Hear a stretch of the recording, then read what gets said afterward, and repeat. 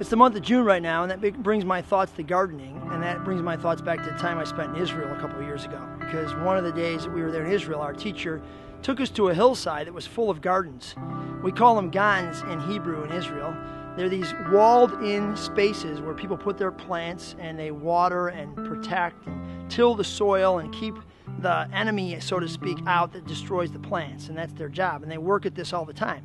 And all the gardens are dependent on one another because they're on a hillside, so if one wall breaks down, all the walls break down. If one garden breaks down, all the gardens break down. You get the picture. And it's amazing to see these gardens. It's amazing to see the work that they do to keep them going. The reason I'm telling you this is because gardening is actually a metaphor God uses for the work we do on our mission with Him, restoring and redeeming the world. He compares it to working in a garden. And if you could think about it this way, the work that we're responsible for is really this work. We're responsible for the soil, for the water, for keeping the enemy out, and for repairing the wall.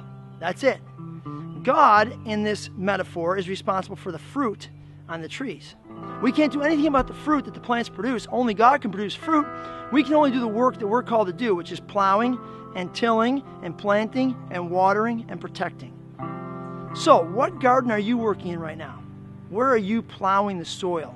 Where are you working with God? And maybe it's your neighborhood. Maybe it's your workplace. Maybe it's your school. I don't know. Don't worry about the fruit. Just keep doing the work of plowing and planting and watering and protecting. And trust that God will bring the fruit.